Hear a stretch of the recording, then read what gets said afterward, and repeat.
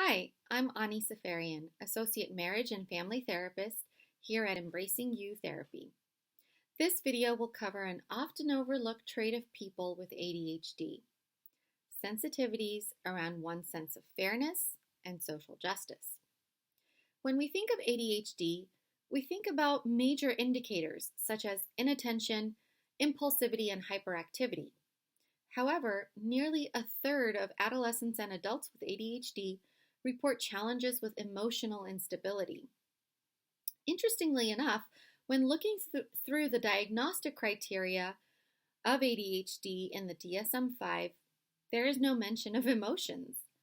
But for many with ADHD, emotions can turn on a dime, making the individual feel out of control, like being strapped to a runaway train, leading to emotional flooding and overwhelm. It can also feel like you can't even process or verbalize what you are feeling, labeling it simply as anxiety. As a result, this emotional dysregulation can elicit strong and often unfiltered responses that can be damaging to yourself and others. Many people with ADHD also experience rejection sensitivity, which is the pain caused by the perception that they are being rejected or criticized by others.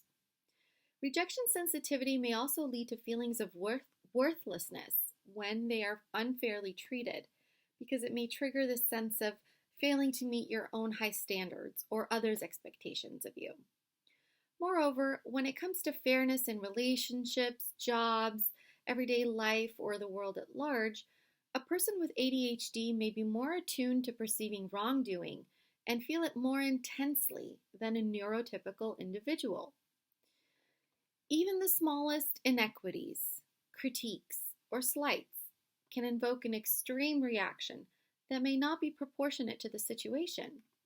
So, for example, a partner of a person with ADHD forgetting to empty the dishwasher may be perceived as disrespectful or trying to send a message about how they no longer care about contributing to the maintenance of their home, rather than giving the benefit of the doubt that it may have simply slipped their mind.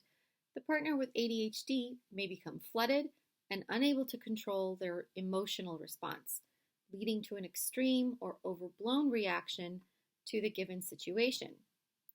Some of this has to do with how the ADHD brain is wired.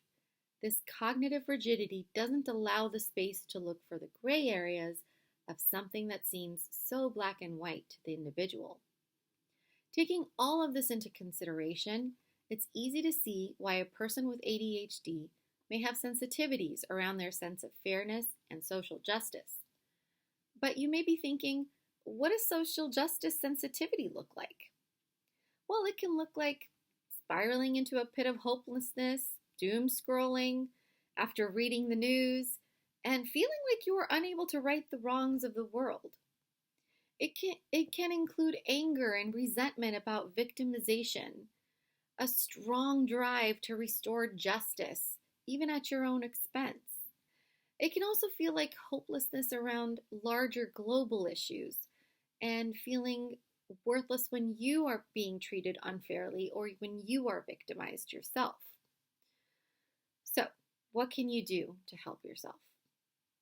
Learn to regulate your emotions. There are several ways to go about this. First, try and take a breath and a step back to try and identify your feelings. If you're coming up short, use an emotion wheel and look for bodily clues to help you pinpoint what is surfacing.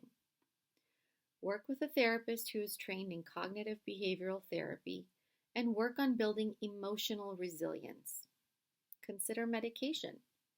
Be aware of your triggers and work on assembling your arsenal of healthy coping skills. Practice mindfulness and acceptance to relax your body and mind, especially before entering high-stress situations. Pick your battles. Communicate with your loved ones about your triggers and work on improving interactions.